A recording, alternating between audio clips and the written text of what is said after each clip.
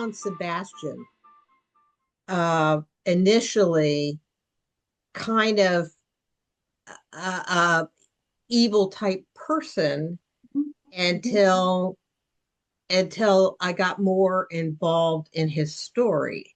So you had me confused there on how I felt about him for a while, until we realize why he does, or what his conceit or arrogance is really from. So that might be a good example of what you're saying. I mean, I find him redeemable. He still bothers me sometimes, but I found him redeemable.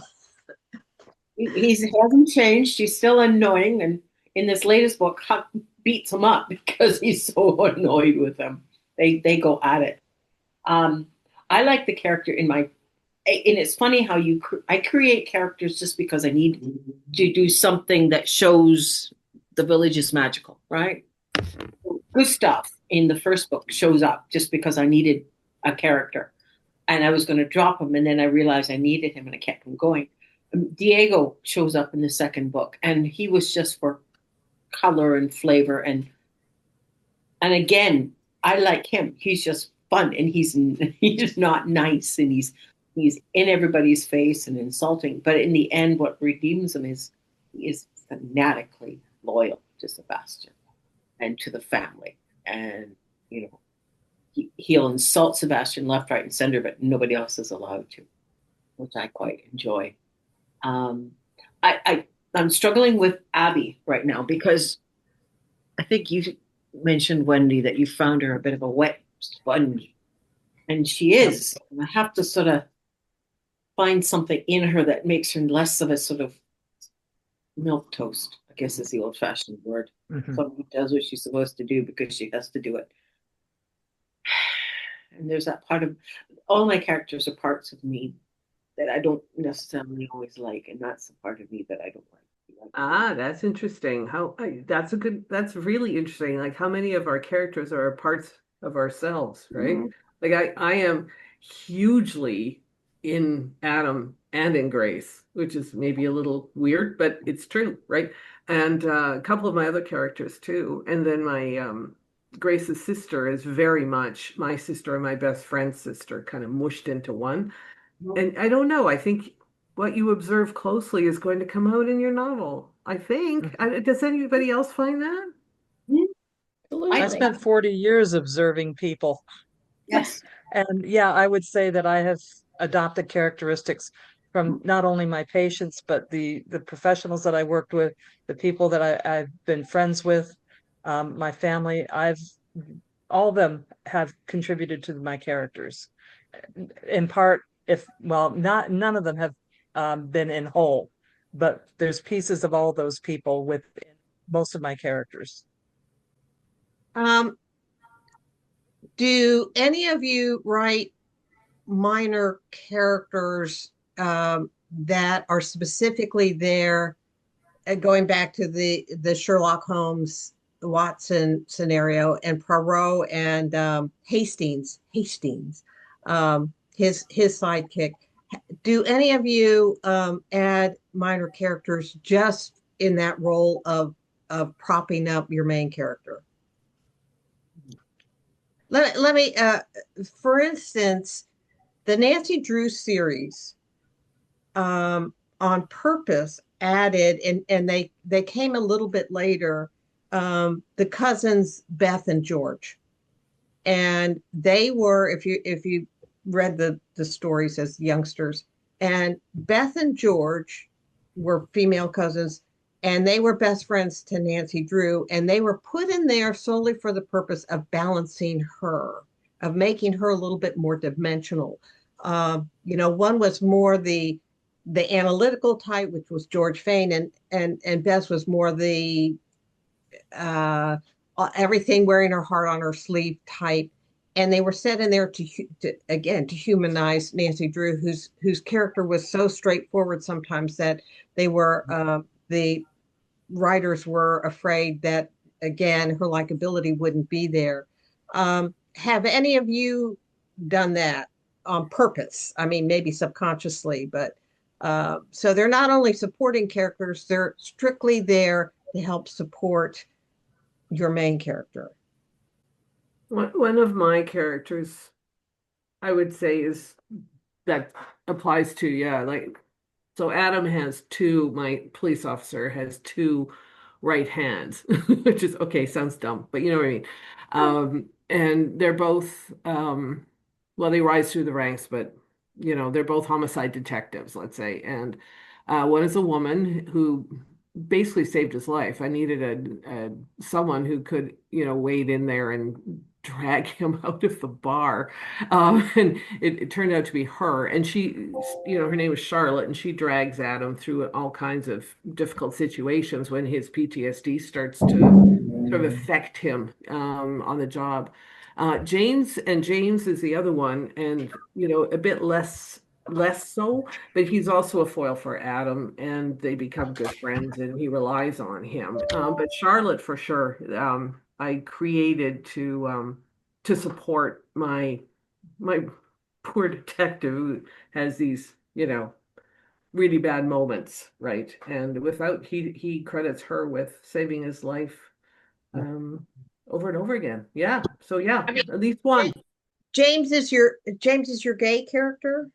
Yeah, that's correct. Yeah, Yeah, yeah. he's the gay cop. Yeah. Right. So he's a vehicle for Adam to show his compassion for the members of that community is how I kind of took him. I mean, Adam's witness, that's a very much part of the theme, so the plot. So if you didn't have James, Adam, it would be, I think, awkward to show Adam's compassion toward the gay community.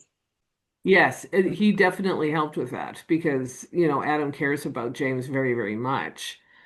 He would have cared about the case anyway, especially since Grace kind of blows it open, right? In a way.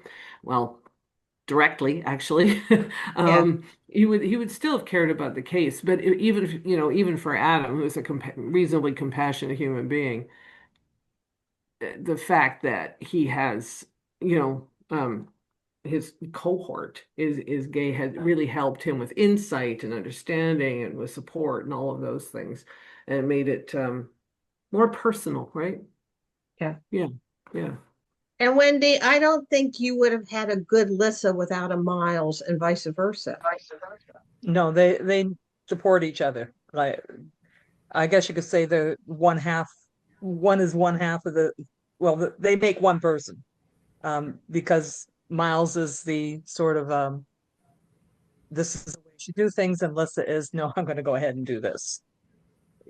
She, I don't know how to explain it, but yeah, I'll agree with you that they both need each other. To have just Lissa in the book without Miles wouldn't make any sense, and vice I mean, versa. I think she would still be interesting, but she would be so much like a lot of other heroines that you read about in other books. The unique part of her that isn't exactly always there is the romantic side of her, and that only comes out really through Miles.